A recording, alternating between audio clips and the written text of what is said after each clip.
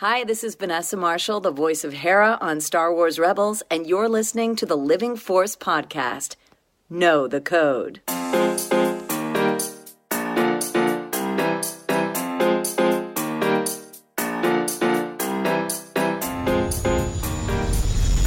You're listening to The Living Force. That's not how the Force works. A Youtini podcast. This is a ship that made the Kessel Run in 14 parsecs. 12. Episode 7. Dooku, Jedi Lost, Part 2. Tell that to Counter Club. On this episode, email shoutouts. Prepare to fire. Galaxy's Edge opens. These 5 pieces are worth 1/2 portion. And final thoughts on Dooku, Jedi Lost. I'll show you the dark side. with your hosts, Look who it is. Corey Helton, Good to see you. Eric Eilerson, You got a name? and Charles Hankel. So who talks first? You talk first? I talk first. All right, so moving's the worst. It makes you want to die. Yes, I'm pretty sure I already am dead, but whatever. Ooh, Oh yeah. okay, I can record in this software too. Okay. I noticed that, but I like this sexy voice. Yeah, okay, so that was the worst experience of my life dealing with that. What? It made no sense. Like, what do you mean? And the Google account is the thing. It's the correct. It didn't even say wrong password. It's just like, I don't know. Can't find that. Google is broken. That's what it basically said. Dude, if that happens, we're we're strangers we're not strangers to technical difficulties.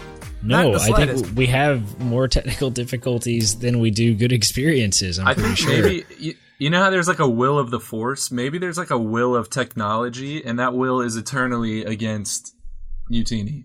Apparently, I think it is. I think we're trying to be cocky and control all of technology for all of history. Like, we're trying to make this giant database. We're trying to make this podcast, and it says, "Who the hell do you think you are?" Pretty much. Trying to do all this stuff. Some moof milker put a compressor on the ignition line. But you guys, you know who the hell we think we are?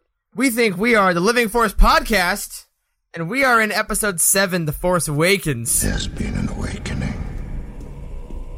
Have you felt it? of the Living Force. My name is So Eric we're doing that. Eilerson. So we're still doing that, huh? Dude, we're still doing that. We got at least this week and next week, the week after that, and then we go to Anthology. Who knows? I might just be pulling random titles of Rebels episodes at that point. Yeah, I was really hoping I would leave and then come back and that would just not exist anymore, but apparently it's still here. Oh, Corey, you came back to the dumpster fire you left, my friend. Just wait like until I- we get to the team member. Oh, it's going to be great, man. But on that, I am Eric Eilerson, one of your hosts, editor-in-chief at Youtini, and with me, again, reunited, is the dream team of Dr. Corey Helton. What's up, dude? What's up, man? You're here. You're happy. Nothing bad has happened in the last hour that has made you frustrated with technology. It's going to be great. Everything that you just said is wrong. Oh, thanks, buddy. And also, that glorious, warm laughter is coming from Dr. Charles Hankel. What's up, my friend? Hey, not too much. Just hanging out in a walk-in closet. What are you guys doing? Yeah, you're moving your entire life this week, aren't you? I am, and so is Corey, so he knows my pain. But yeah, I'm literally in a walk-in closet, surrounded by my girlfriend's clothes, and talking into my cell phone. And I can't see you guys, so this is a first. Yeah, this is the worst experience I think we've ever had. I don't know if do I even sound okay? I'm in a giant empty room. I didn't even Sound good ask to you me. that. I'm visiting my folks for the week, so I'm in my dad's office. It's a crazy week, y'all. This is terrible. So we just spent like the last hour trying to make our Zoom conference calling software work. So I don't know if we've ever even addressed this on this show, but we're all like very far away from each other. I mean, I'm in Georgia right now, about to move to Tennessee. Charles, you're in Charlotte? North Carolina now, yeah. Yeah, Charlie. So you just moved too, and where are you at, Eric? Yeah, right I'm now? in Michigan right now, and I was in Chicago last week, and I'll be in a different place in Michigan tomorrow. Yeah, so we're like all over the place. We're very far away from each other, so we have to do this remotely, which, you know, I think we have a pretty decent product, all things considered. The sound quality is okay, so I mean... I can't wait until we actually all meet each other in person and all the great things we thought about each other just come crashing down. Yes. You know? I think this works Yes. better as long as we're this far apart. Yeah, I'm pretty sure that's true. But yeah, so we just spent like the last hour trying to make this conference calling software that we pay for work, and it didn't. So now we're all using something else, and it's not as good. We can't see each other. Charles is calling in from a cell phone. Man, this is like the most ghetto rigged thing we've ever done. But that's okay. I feel like the Rebel Alliance must have felt all the time. Exactly. They were like on the dial-up connection of the galaxy, I feel. That's what it felt like to be a rebel. Yeah. But luckily, we're here because we care about you guys, our listeners, and we care about the Living Force, and we care about Dooku Jedi Lost, and if we didn't have this, Corey and Charles would just be moving for a whole week, and we can't have that. Because I think we may not hear from you guys again. Nope, I'm probably going to die. I hope that's not true. I should not even say that. I'm driving a 26-foot truck and pulling a car behind it tomorrow, so I probably shouldn't joke about that. Well, on the bright side, listeners, if Corey does die, you'll know by the time this goes up. So we'll put in a little edit here. Matt, if Corey dies, add that here. Oh, my God. This episode was dedicated to Dr. Corey Helton. Oh, that's so morbid. But hey, guys, on a slightly less morbid topic, also literally anything is less morbid than that, we got an awesome review this week, and we got an awesome email shout out. And I want to talk about those real quick before we dive into part 2 of Dooku, which I know is going to take most of this episode. But I wanted to take a second to thank, is it Jammin' Jedi? Do we think that was the email? I read Jamie the first time, but now that I'm seeing it, I think Jeff definitely is Jammin' Jedi. or Jamie Jedi. Whatever Jedi you are, we got your email, and it was all about kyber crystals, because a few weeks back we were talking about crystal color and how we all like crystal lore, but we aren't kind of sure how that applies in canon now. And this awesome person, Jammin' or Jamie, emailed us back and said, kyber crystals are first activated essentially when bonded with a Jedi. So they get their color at that point. That's been canon for a while. We said we weren't sure if that was new in Master and Apprentice and things, but it was first confirmed in a reference book. It was rumored in a Clone Wars book, and as of now, there's no difference between blue, purple, and green, and the difference between red and white crystals were addressed in the Ahsoka novel, which I do remember. So we want to say a quick thank you for that email, setting us straight. As always, if any of you have corrections on anything we say, because we are always shooting from the hip on this podcast, make sure to yell at us at livingforcepod@youtini.com, and we'll give you a shout out on the show. Yeah, absolutely. That was kind of a cool thing to get to, because like I had just listened to that part of Master and Apprentice. I've been listening to it with my wife. I read the book, and now we're listening to the audiobook, and I literally just covered that scene in Master and Apprentice where like Obi-Wan disassembles the lightsabers and he talks about all that crystal lore stuff, and it was pretty cool to kind of hear that again. And I'm still a little iffy on a lot of the crystal lore stuff. It looks like this Jammin' Jedi was pretty cohesive in what they said, so I think I buy all that. I know the red and white stuff were definitely in Ahsoka. It's just, man, I have so much trouble sort of accepting that answer, I guess, because this just been done so many times, both in canon and not in canon, and that difference is important, and it's so hard to figure out. Because I think, I mean, correct me if I'm wrong, guys, we kind of take a lot of our crystal lore from things like KOTOR, which was like blue was the Guardian, yellow's the Sentinel, and green was the Consular. Sure. So it's like combat, wisdom, and the other one. Right, which is kind of interesting, and I thought had been referenced in Legends a little bit here and there. I need to find. I did a little bit of digging and couldn't find a really great write up on any of that anywhere. I was hoping Wikipedia might have something good, but I didn't find a great article. Yeah, because I feel like a lot of it's been hearsay. Like I heard that the purple crystal is like the Jedi that were on the dark side, but then came to the light or something like that because it mixes red and blue, and that's why Mace had one. But there's no thing really like that in canon, and I don't know where I heard that. You know, was it just my own mind and things like that? So I don't know. I have no idea. That's interesting. Yeah, so very interested to get more crystal lore in canon. If you haven't read the Darth Vader comic by Charles Soule, that goes into the bleeding of crystals with the red. That's the new canon thing. Super awesome. Definitely recommend that. And thank you again, Jammin' Jedi, for that email. You will remove these restraints and leave this cell with the door open. I will remove these restraints and leave the cell with the door open. And you'll drop your weapon? And I'll drop my weapon. There's like one more main thing about Star Wars this week that I want to cover with you guys before we jump back into Dooku, and that was Galaxy's Edge is open, y'all, in California. Yeah, man, it's real. The footage is unbelievable too. Like I haven't really dug in too much, but like I have seen a little bit. Like I saw a video, I don't remember, like LA Times or somebody posted it this morning of like in the shop where they're building the lightsabers. Have you seen that? Yeah. No. Oh, yeah, it's it blew me away. Really flipping cool, man. Like all these people are like literally building lightsabers and then I hold them up and all the different colors. And it was sick. It was sick. I mean, it looked like I haven't real. I haven't seen any of this because I'm without internet, which is why I'm even calling in on my cell phone to begin with. But I haven't watched the dedication ceremony or anything at all. Yeah, I haven't really watched much of it either. I saw it on Reddit or a Facebook feed or something like that. Like it was really. But I've been meaning to dive into. I've been so busy, same as you, Charles.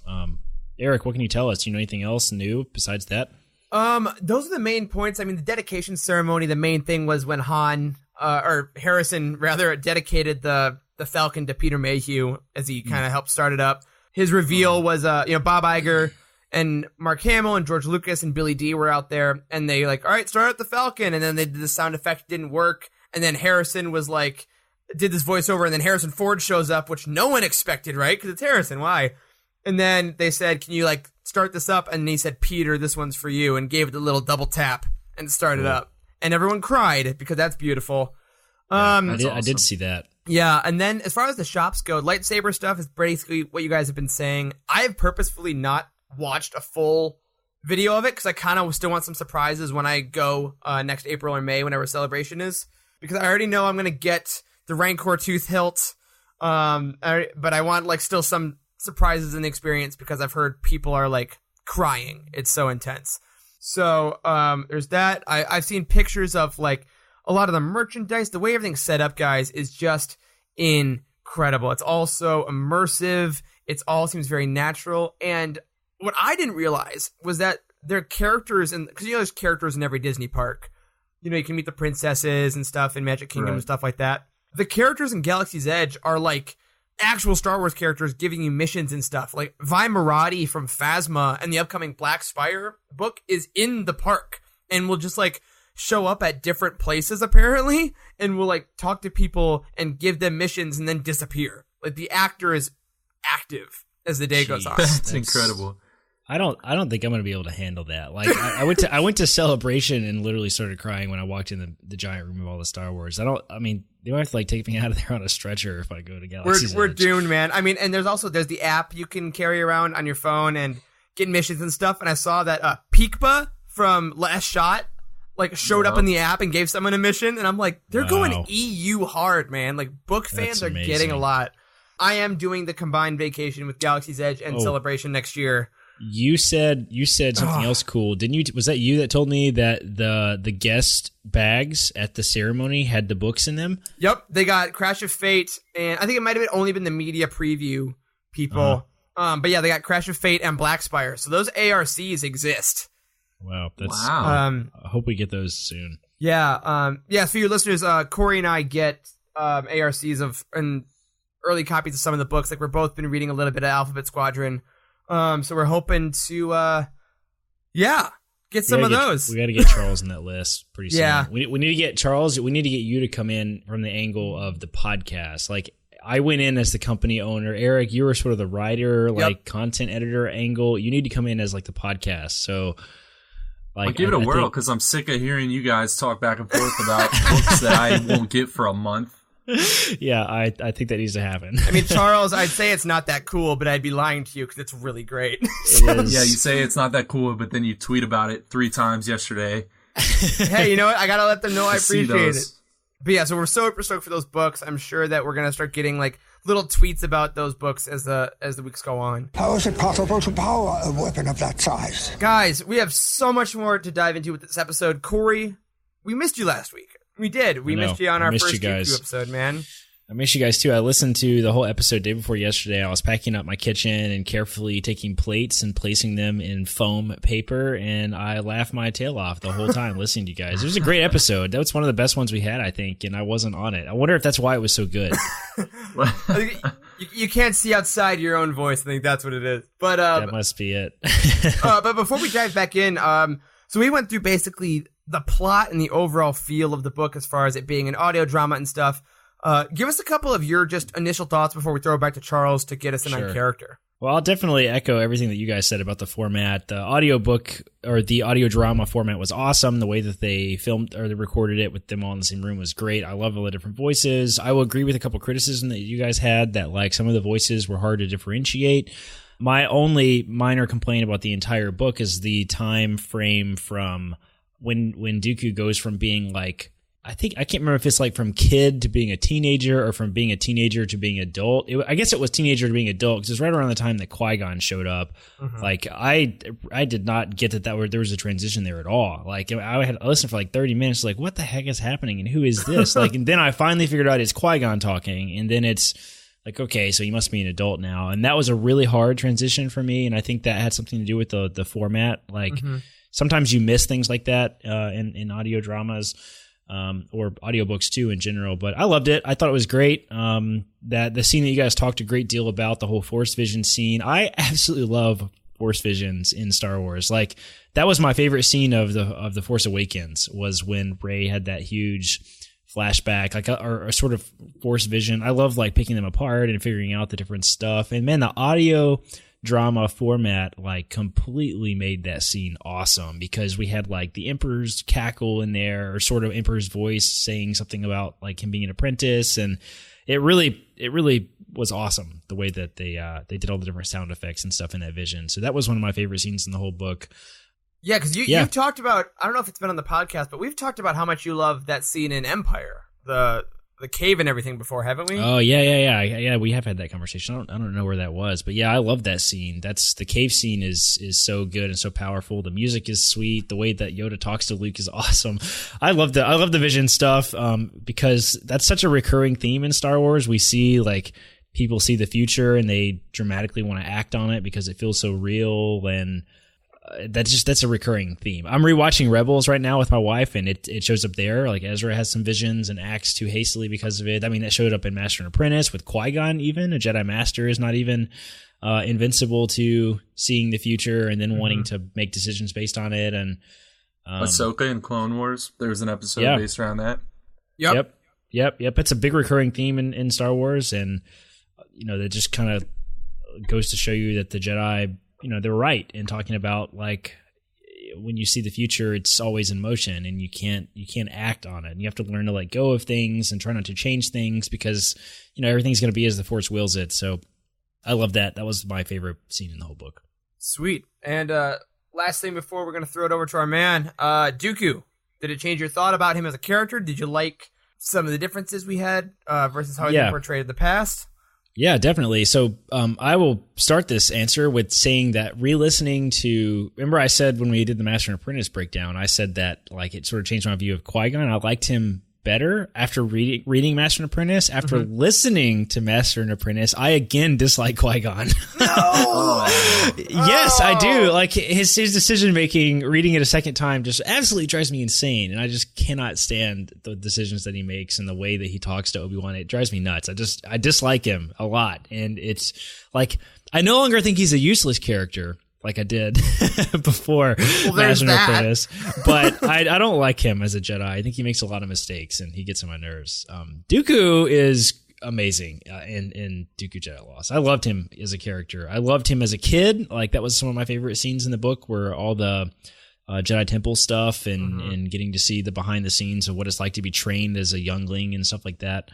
I definitely think it changed my perception of him a little bit. I don't feel like the book did a great job of answering the question, why did he leave the Jedi Order, though? I will bring that up. Like, yeah, so that, I mean, it does talk about that a great deal, and that he sort of felt called to lead his people and stuff. But I don't really think that story was really fleshed out super well. It felt sort of sudden to me that he just suddenly left. Like, I don't know. Do you guys have any thoughts on that? Like, why do you think that he just left so suddenly? Well, I mean, did you feel like that at all at the end? That's one of my big questions, and I think it's great that you brought that up. I think there are a few different options as to why he left. I think one of them is his commitment to Sereno. One of them is the vision of the future, specifically, that he had, and then his subsequent disillusionment with the Jedi. And I think probably the answer is somewhere in between, but I think those are the most likely things. And then I think one less likely option is just that he fell to the dark side ultimately, right? So it could just be that he was already starting to be corrupted before he left the Order. I don't know what you guys think about that.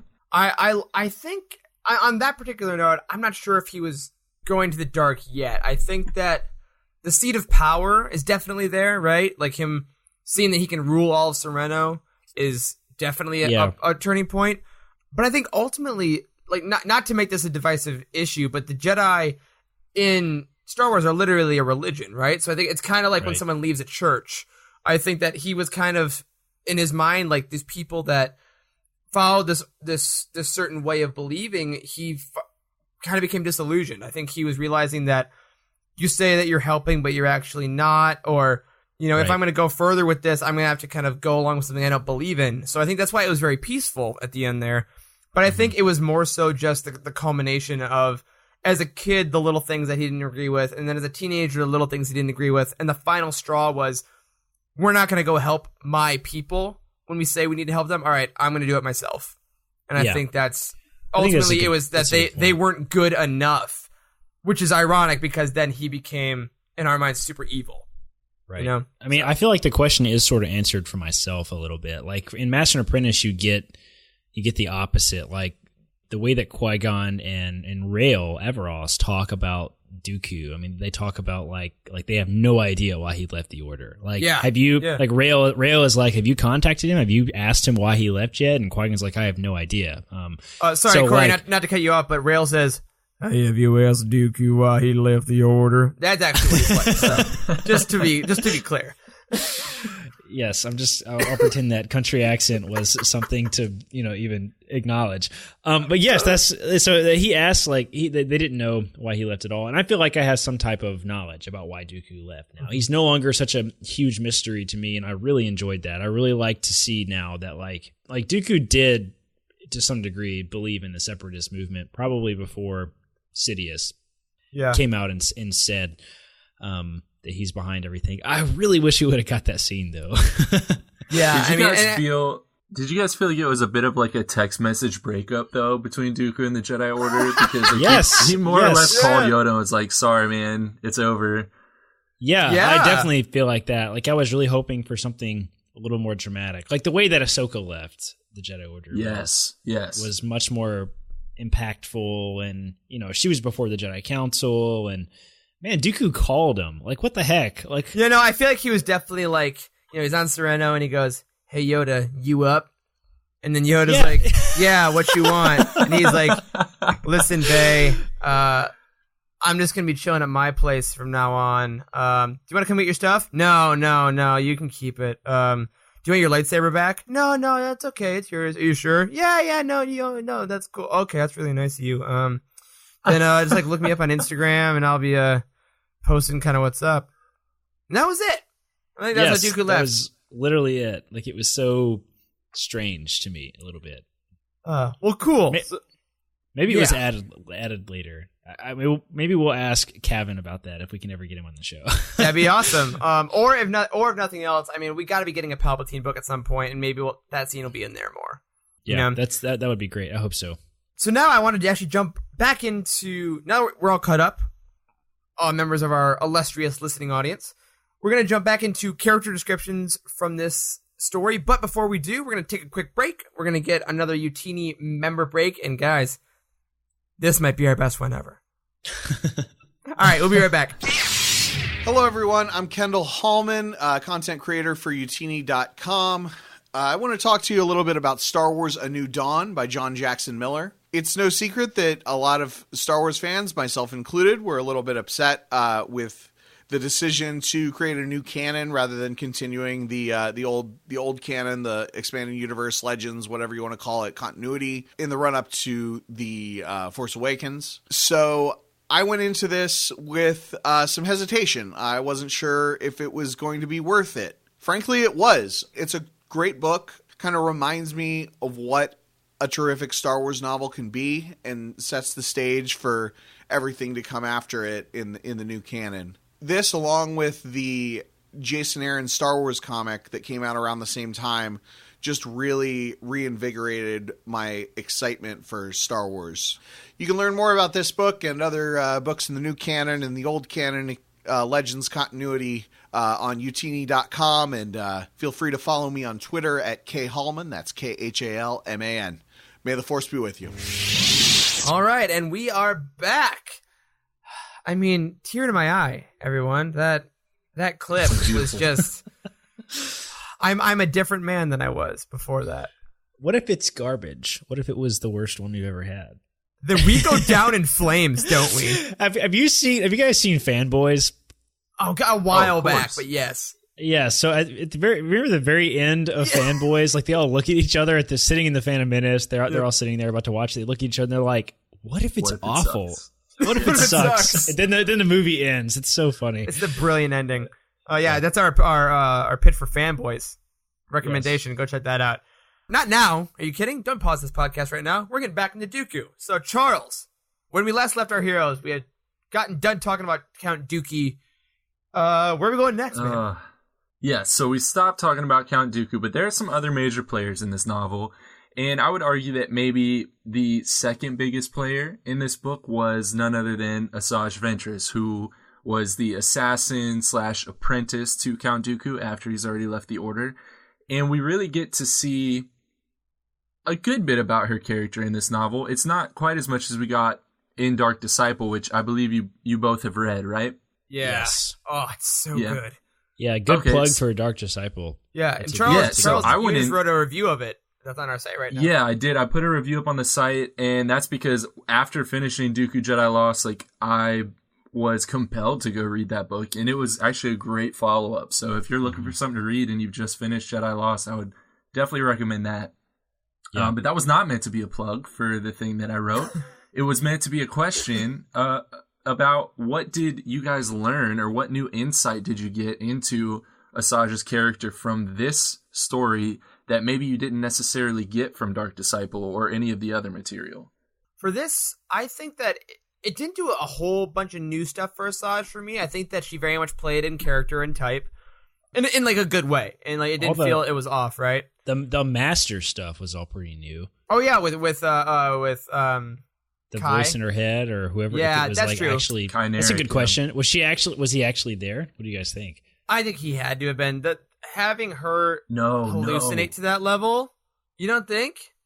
No, I don't think he could be, because I think that undoes the specialness of Qui-Gon coming back as a voice. Like, he's the one who figured out how to keep his identity in the Force through being part or being in tune with the living Force. So maybe which is why it really is just a bothers me that conscience. Dooku seemed to know he was there.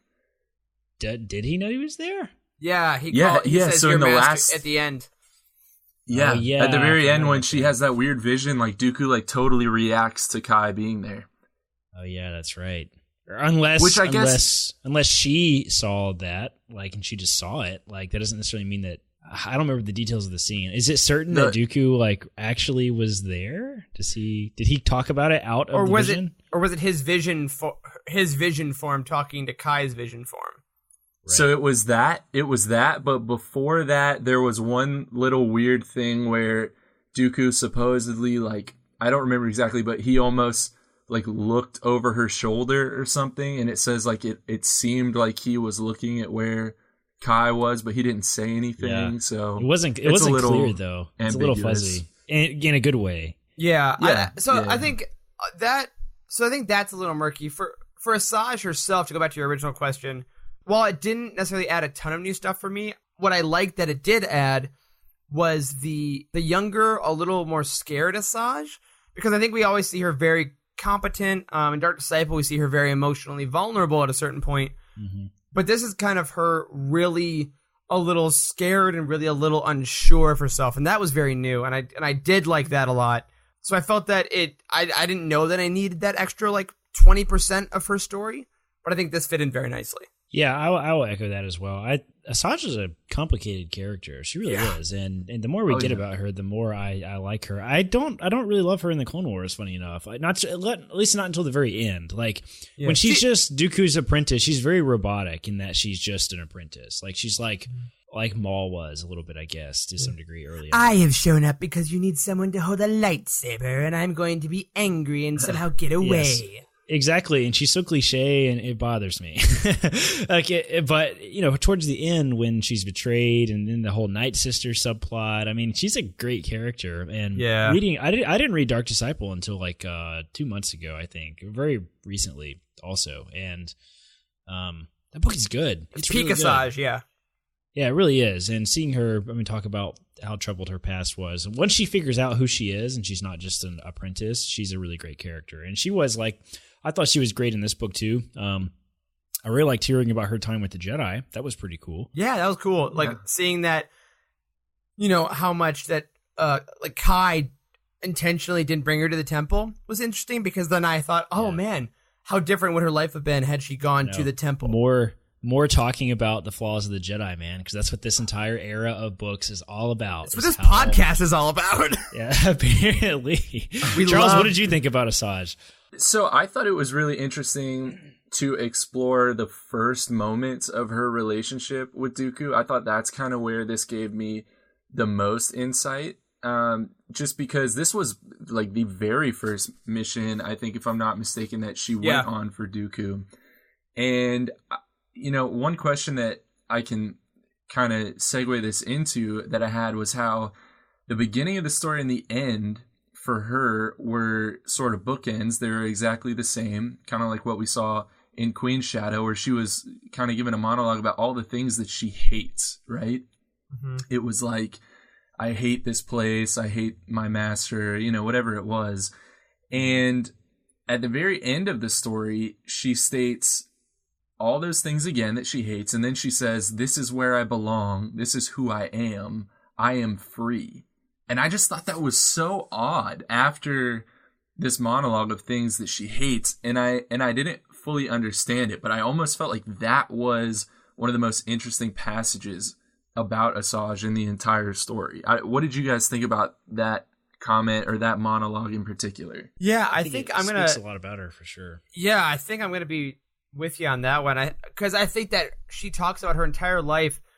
She's kind of assigned these roles, right? Like she's being made into someone's apprentice. She's being made into a slave. She's being made into a warrior. All these things, and I wonder if at the end of the story, even though Dooku is still her master, she's maybe for the first time she's kind of choosing to do it.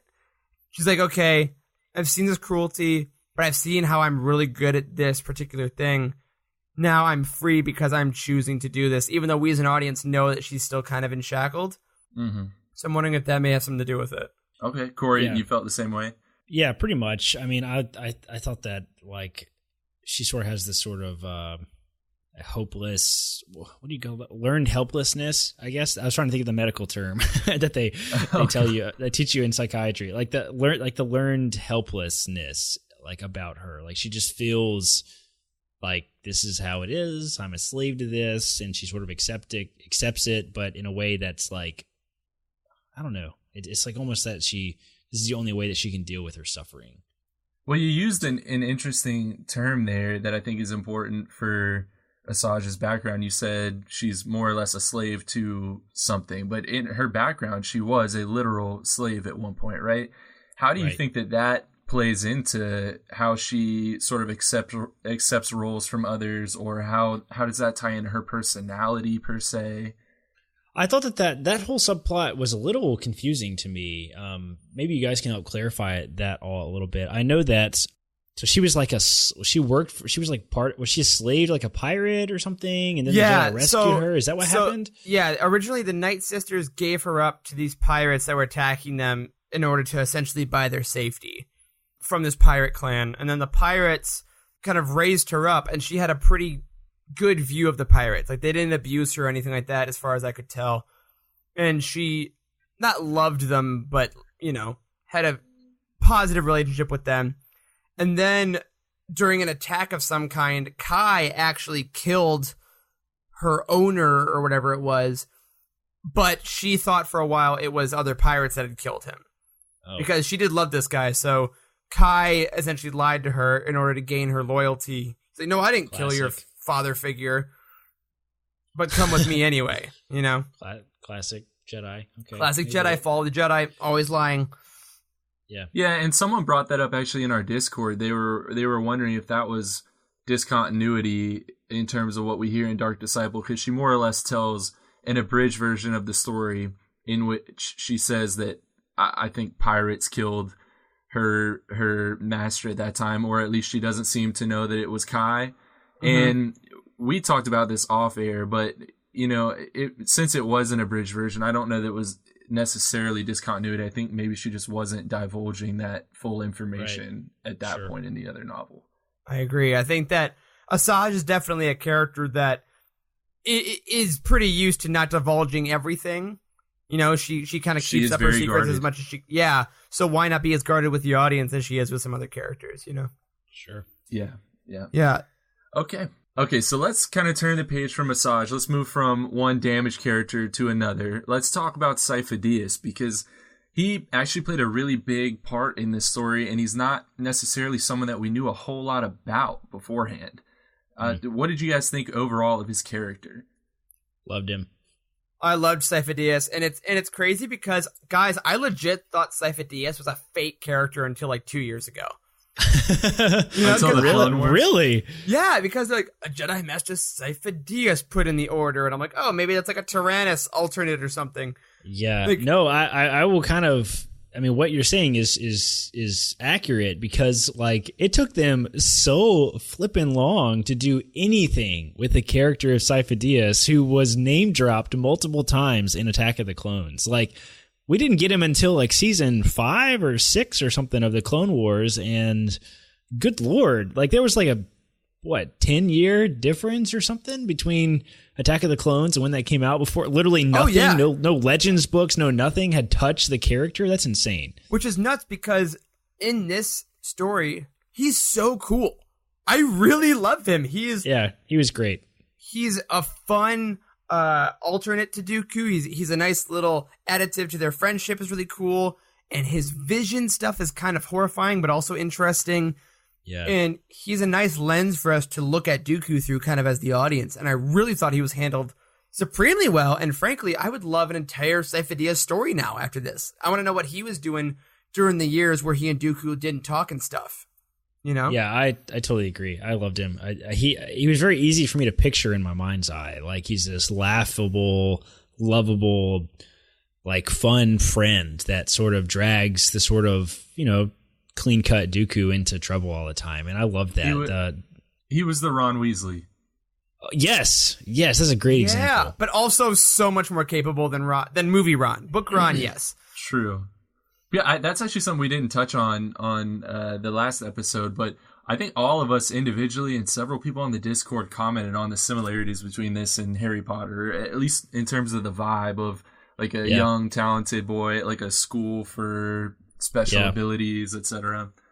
I love that stuff too. That was so great. Yeah, you guys mentioned Sipho Diaz is kind of a name we've had for a long time, because it did originate in Attack of the Clones, because the Kaminoans claim that Sipho Diaz is the one who ordered the creation of the clone army, and then he does pop up again in season 6 of the Clone Wars, and we kind of learn more about how he was kicked off of the council. But yeah, he's a really interesting character just because he is cursed with that foresight ability, or, where he commonly has force visions. He sees these terrible things that are happening in the future and has very physical reactions to them. He basically like falls out and seizes and all kinds of craziness. But his master, who was Lean Castana, claims that he started having visions after he, and I quote, opened his mind. What does that mean exactly? Was that something that Castana made him do? Is that something that just happens to certain Jedi? What's going on there? I have no idea. And his whole force vision thing, period, is like very different than anything we've ever seen. Like most force visions are like, they're meditating quietly and they see something and they just sort of wake up. Or like Anakin's are relatively violent. He has them in dreams and he woke up like sweating and upset, and heart racing, all that stuff. But like, Sipho Diaz like has a seizure every time, which is very bizarre and not like anything we've ever seen before. Yeah, y'all ready for a big hypothesis that might be completely wrong? Sure. Always. That's why we have a podcast. So, my thought on this is that force visions, as we learned in Master and Apprentice, are kind of inherently a little dark side, right? Because they're a little bit about seeing the future and trying to either change it or complete it in that way, right? It's like twisting the force, essentially. So I think at the time that Sipho Diaz starts having visions, he's probably actively trying to suppress them, because a good Jedi is only supposed to listen, isn't supposed to try to be influenced by these force visions, however they may be.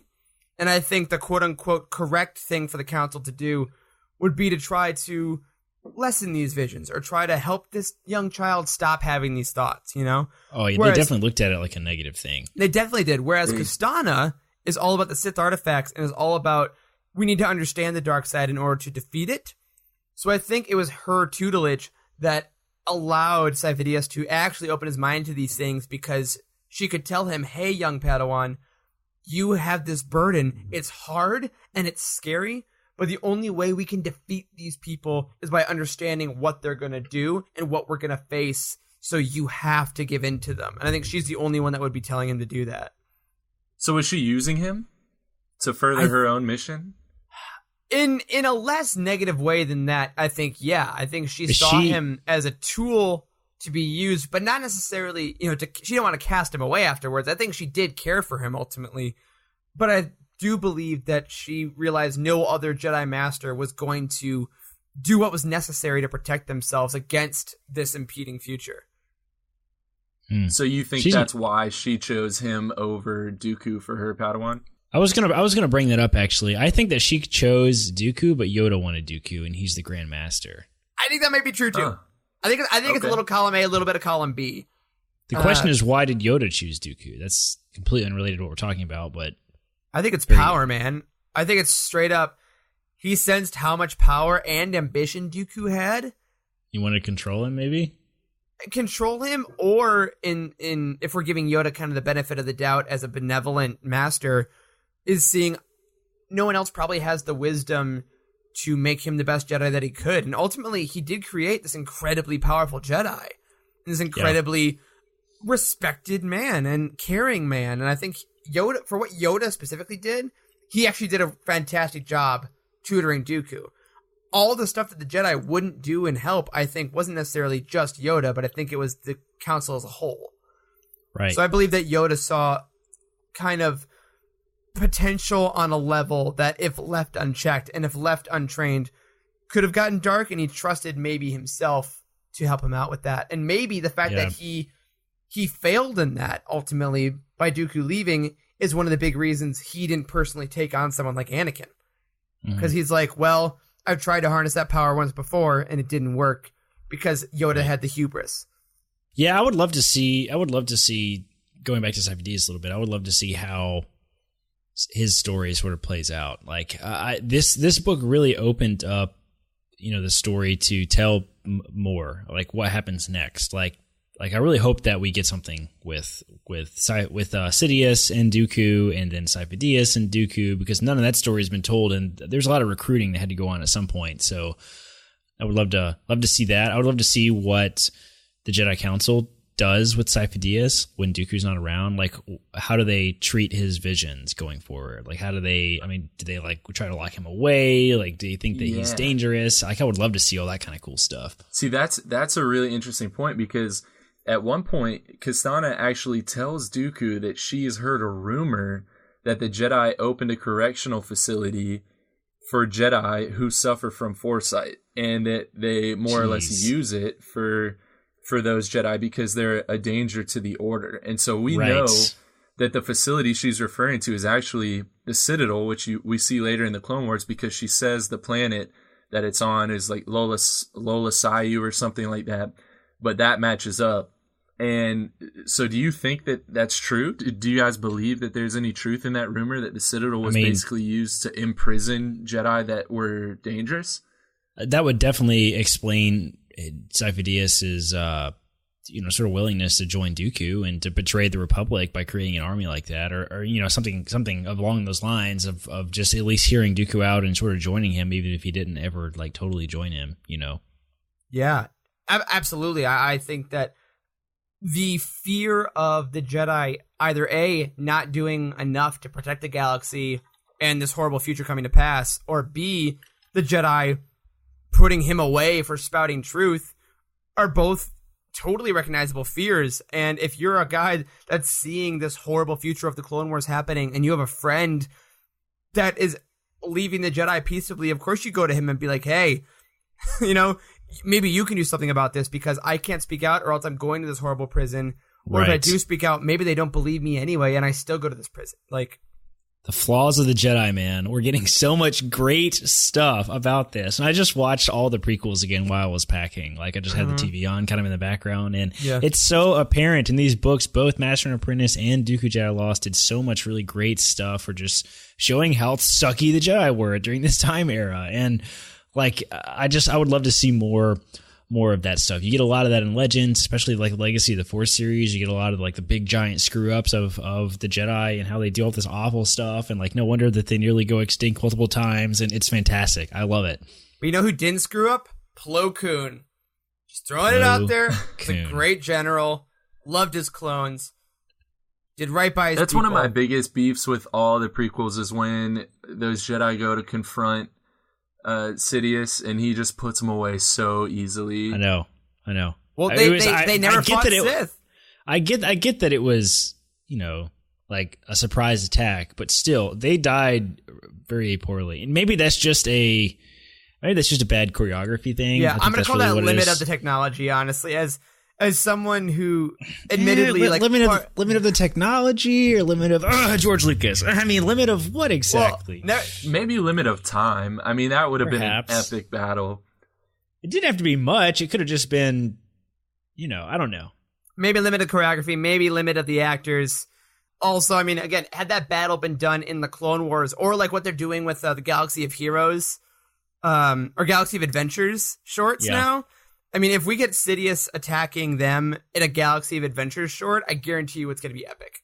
True. Mm-hmm. True. Or like that remastered, like, did you guys see that video? The Obi-Wan Vader fight. Yeah, if somebody remastered the Sidious fight would be sick. But yeah, I'm with you because what's the Nautilin? What's his name again? Kit Fisto. Yeah, wait, you Kit remember Fisto. Nautilin and not Kit Fisto? I know. That's Shut impressive. up, I can't remember Nautilin like every other day. Yes, Kit Fisto dies so fast, and he's a well-developed character in the Clone Wars. The whole arc about him. And, he's great. Water. So he's a great Jedi. But yeah, I'm totally with you. They died poorly. Yeah. But all that being said, more Sipho Diaz, and totally get why Kastana chose him instead of Dooku. So what about more Kastana? Is that something you guys want? Because she was really unique in terms of Jedi as well. She was actively seeking out Sith artifacts out in the galaxy and claiming that, she believed that the Sith were going to return. She was almost like the Qui-Gon before Qui-Gon, if you will. Like she was paying attention, I guess, to prophecies of some sort to believe that the Sith were going to return. We've never really seen something exactly like that. She reminds me a lot of Anakin's motives in a lot of ways. Yeah, because the way she wants to like latch on to Sipho Diaz's visions in the future, and it's all in the name of good. Like she's not evil. I don't think. I mean, she could turn out to be a bad guy, but I kind of doubt it. But like, I mean, it's done. It's the classic fall, right? I mean, you want to do good, and the road to hell is paved with good intentions. So. I think I would love to see more of her, I guess, but at the same time, I feel like she served her purpose in this book, and I don't really know what other purpose she could possibly have. Yeah, that's kind of where I am. Yeah, I like what she did a lot. If we get more of her, cool, but I'm not yearning for it. I'm yearning for more Sipho Diaz because I think that there's a lot of unknown questions with him, and by definition, I think we'd get more Kastana in that. But I think I get what Kastana's about. Yeah, and they clearly had more plans for Sipho Diaz with the Clone Wars. Plo Koon finding his lightsaber in that wreckage was one of the coolest scenes. Can't wait to get to. I mean, again, I'm going to rewatch with my partner now, and I'm telling her not to listen to this episode because, man, is it ranked with Clone Wars spoilers. But, yeah, I can't wait to get there. Well, are you guys ready to jump into some big questions that I have for you? Yes, let's go, absolutely. Man.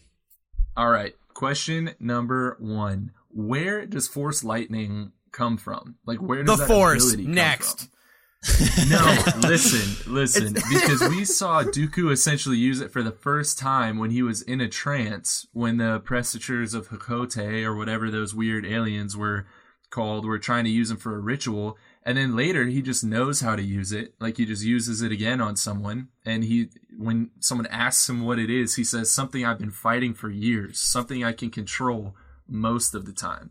But how did he just learn that while he was asleep, and how do people normally learn it? Okay, have you guys seen... this is fantastic. Have you guys seen... do you guys watch Avatar: The Last Airbender? Yeah. I did long time ago. Okay, do you remember, this is super obscure, but Iroh teaches like Zuko how to redirect lightning. Yeah. And in the way that he talks about redirecting lightning, he also sort of teaches you like how lightning is created in the Avatar world, right? And like it talks about it being like from your soul, kind of. Like it's like the fire that's inside of you. So I sort of imagine that Force lightning is like a pure manifestation of rage and passion, like that you somehow pull from inside of you, like inside the body, like to cast it out. Like it's like a release of your own rage, if that makes sense at all. Yeah. No. Yes, I agree completely. Honestly, like I was gonna say it's kind of like holding in a fart, but that's so much better for it. I think it sort of fits into like him saying that it's something that he's had for years too, and he's held it back because that's sort of like, well, you know, he has anger and hate, he just doesn't use them like they talk about in Star Wars a lot. So, and it's like in Harry Potter, you can't use an unforgivable curse unless you actually mean it. So I think it's in order to use Force lightning, you have to actually feel that rage and willfully let it expel out of you. Yeah. So is this an ability that all Jedi are aware of? Like that's out there? Oh yeah, I would say so. Well, and because when Yoda catches the Force lightning, I think that's kind of the ultimate level of peace and kind of calmness and clarity, is that you are absorbing the physical manifestation of hate because you are so in tune with the peace of the Force.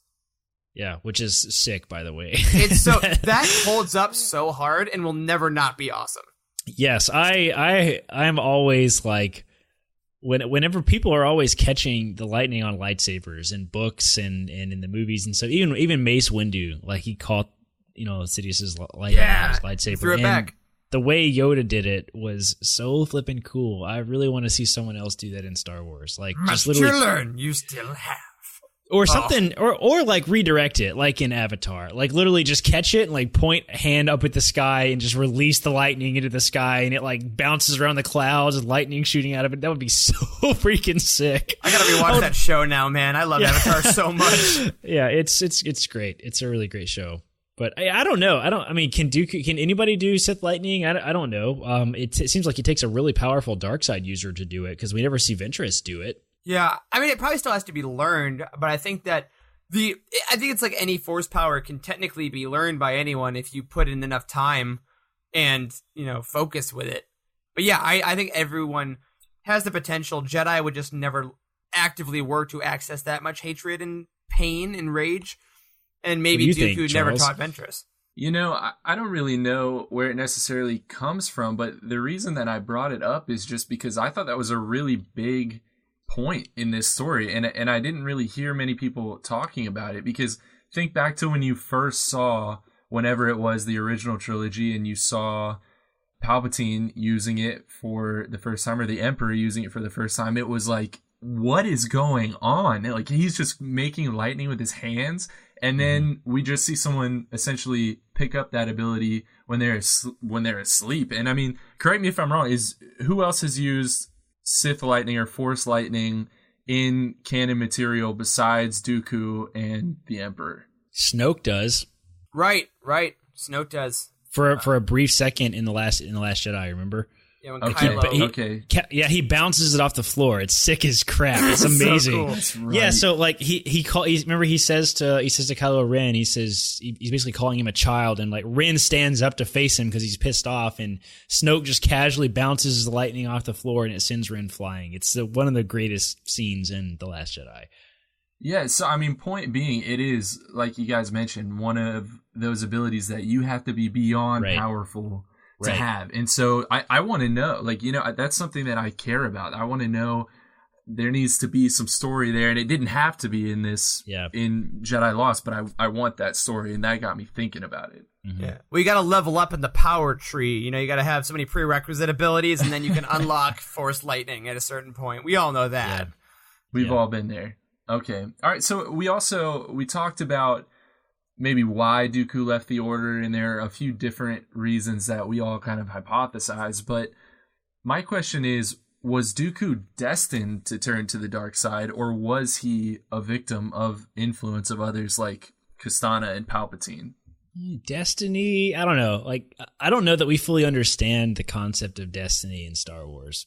Like, there's so many different theories about it. I mean, Luke's whole theory in The Last Jedi is that, you know, the Force is just going to happen. Like, there's not really a right or wrong or a light or a dark. It's all just a flowing system, I guess. So I don't really know if you can say that. I don't know. I have such mixed. I just finished the Bane trilogy. I think I told you guys about that. I was listening to the audiobook, and the Bane trilogy talks a great deal about the will of the Force. And like, is it really the will of the Force for Bane to destroy all the Sith? Like, how do you possibly interpret that? And is the Force good? Is it evil? Like, how can it let really bad stuff happen and also really good stuff happen? Like, I don't know.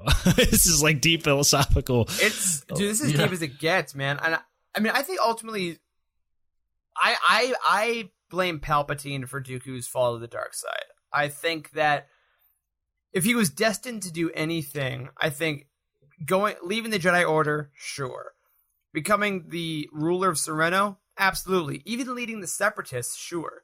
Because I think at that point, he's still in his head doing what is right for his people.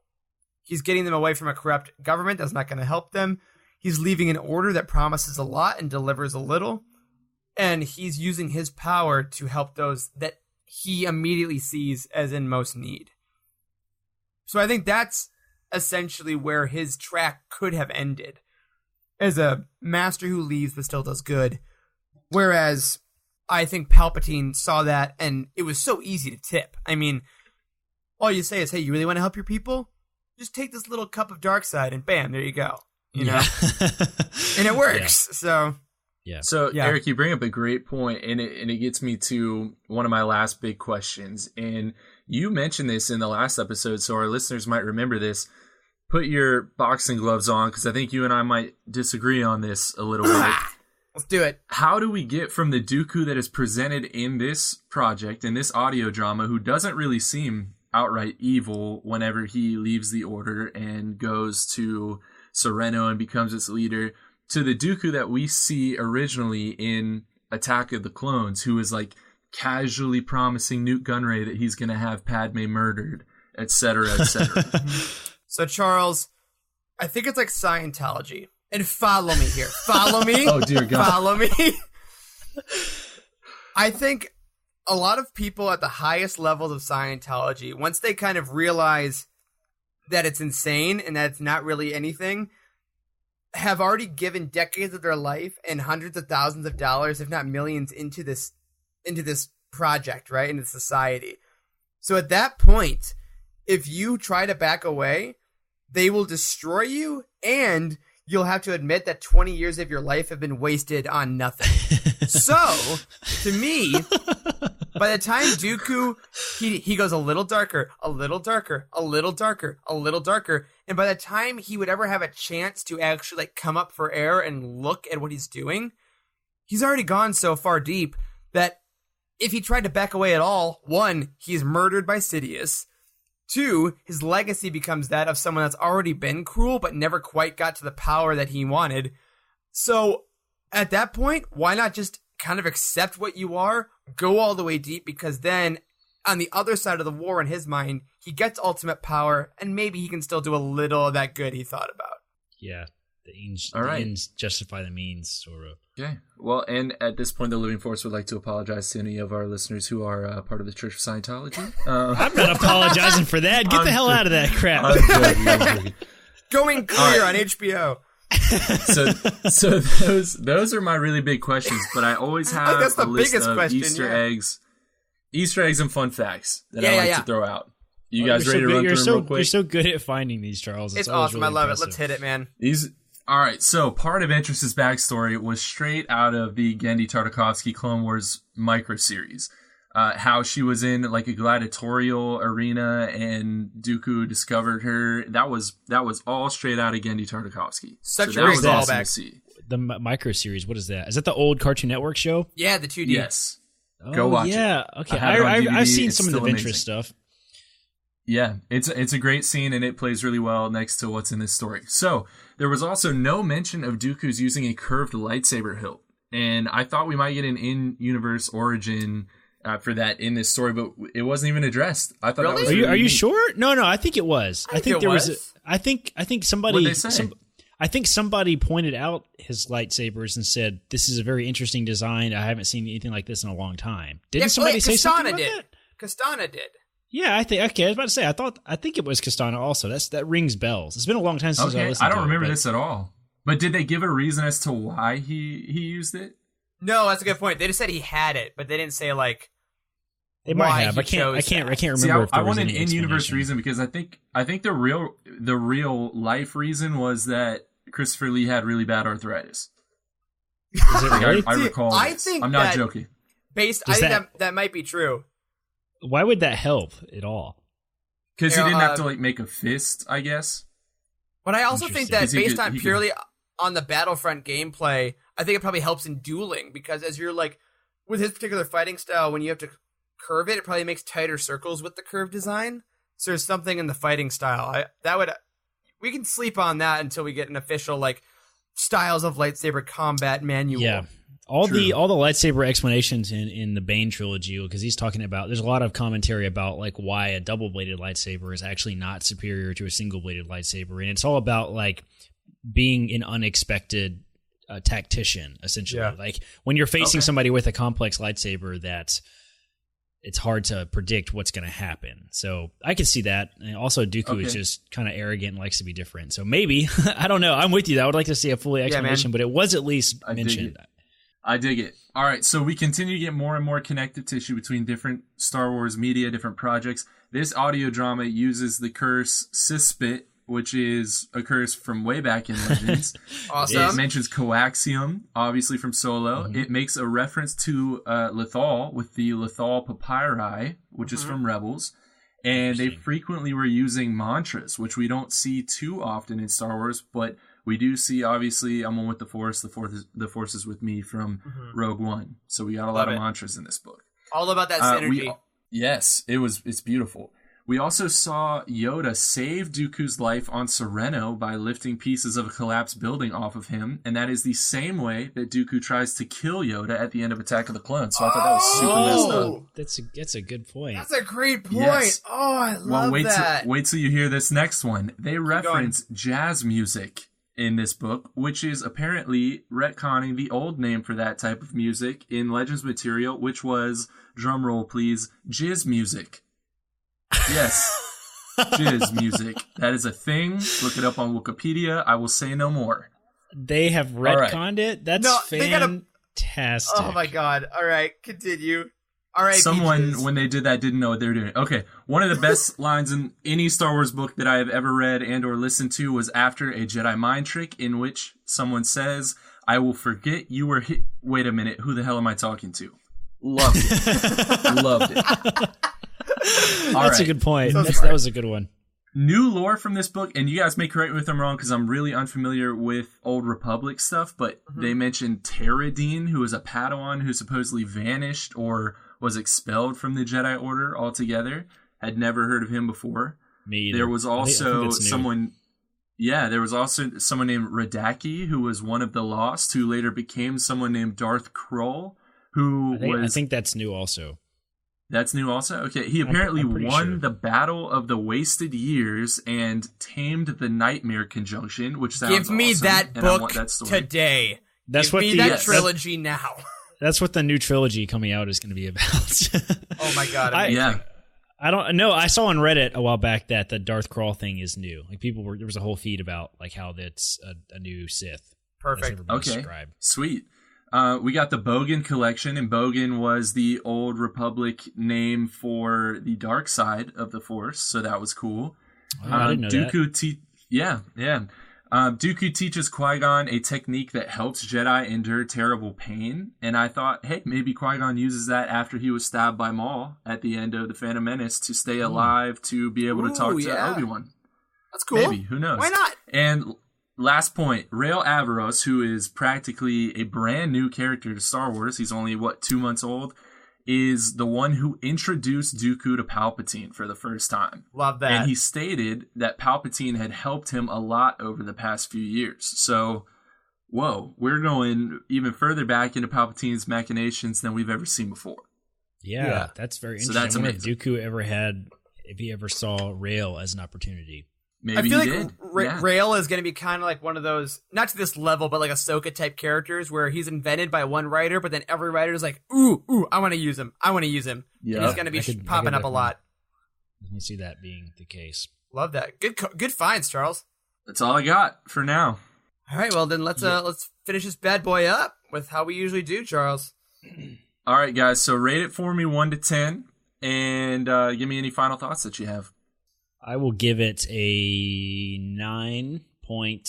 9.1. I loved it. I thought it was a fantastic book. There's a rumor that it's going to actually be a book. There's like leaked Amazon listings for like France or something. So maybe we actually get a book of it. If we do, I can't wait to get my hands on it and see what it's like to read it. If it's going to be like a novel format or if it's going to be like a play or something like that. I can't wait. I loved it. I thought it was great. The voice actors were good.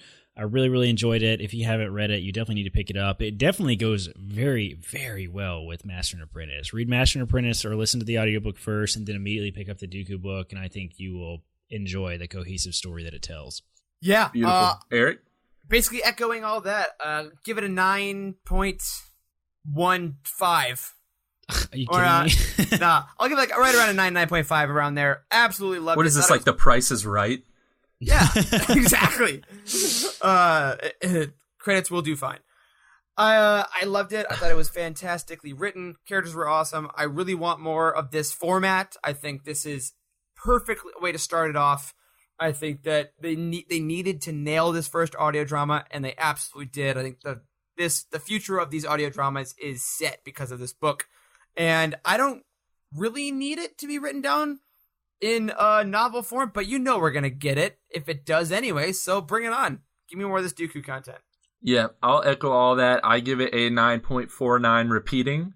And I really do want to recommend anyone that has not read Dark Disciple, if you've just finished this story, then go pick that up. And that's really all I have to say about that. You guys realize on our website it is the decimal system. Oh, God. Like out of 10, it's a decimal system. But that's okay. The book was good, and I think it's clear that we all really enjoyed it. I don't think we're being too terribly biased for saying that. Like I have read some of the criticism. I have read some of the criticisms online. The criticisms are real. Like some people had some issues with the voices. Complaining about like a character not sounding the way that you imagine them sounding is not a real criticism. No, that's not a real criticism. Like, yes, but people say that for some reason about Rail. And I will say that in the Master and Apprentice, it must be the same voice actor that did Rail in Master and Apprentice, or the guy that is Jonathan Davis, I think, is the narrator, and it has to be Rail in Master and Apprentice, and he sounds exactly the same in Dooku. So there is cohesion amongst the audiobooks. So I really enjoyed the voice acting a lot. Absolutely. Chewie, we're home. So we read a little long this week, but I mean, you guys heard everything we had to say about this book, and it took us 2 episodes, and I guarantee we could all talk for hours and hours more about it, which is what our actual friendships are for. So we're going to keep doing that, but my lovely co-hosts, my lovely audience, that'll do it for this week's episode of The Living Force. Now, don't forget to subscribe to the show wherever you get your podcasts and tune in every week to hear the crew at Youtini, probably us, talk about the Star Wars Expanded Universe. Please, please, please leave us a review to help people find us, and head over to Youtini.com for reviews, articles, and comprehensive book profiles on every single story in the Star Wars galaxy. Go and see what the actual decimal rating of Dooku Jedi Lost is. Now, I want to give a shout out. This past week, we received a fantastic review from RJG repeating, and it really, really warmed our hearts. They said a host of wonderful things and finished off their review by saying, if you enjoy Star Wars books, you'll love this show. We truly hope that's true, and thank you again so much for that really sweet review. It really means the world to us, and it does help us reach a new audience on iTunes or wherever you're reviewing. So if you want to help out with that algorithm, go ahead, give us 5 stars, drop a few kind words, and we'll throw some on the show as we can. Now, we did run out of time today, but if you want your thoughts on this show, go ahead, email us at livingforcepod@youtini.com. That can be a text or send an MP3 of an audio question. We can get that on here. Tweet at us at livingforcepod or join our Youtini Discord community by going to youtini.com/Discord. We're in there all the time, all week. You can find us personally on Twitter. I am at Eric Eilerson. Corey is at Doc Star Wars MD, and Charles is at C Henkel. A special thank you goes out to Matt Davenport and Freddie C, our amazing editors, and Wes, our community manager. Dr. Corey, Dr. Charles, movers extraordinaire, thank you for being here. Thank you to our audience for listening. And of course, may the Force be with you.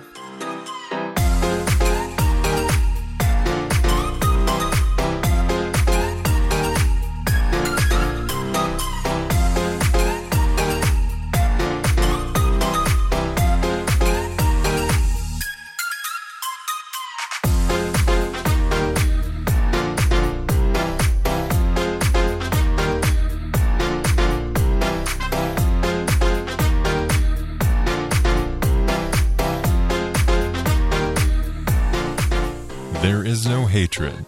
There is joy. There is no division. There is union. There is no apathy. There is passion. There is no gatekeeping. There is community.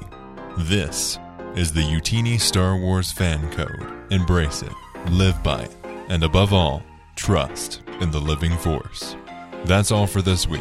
Join our community and surround yourself with like-minded fans by visiting us online at youtini.com. Until next time, may the Force be with you.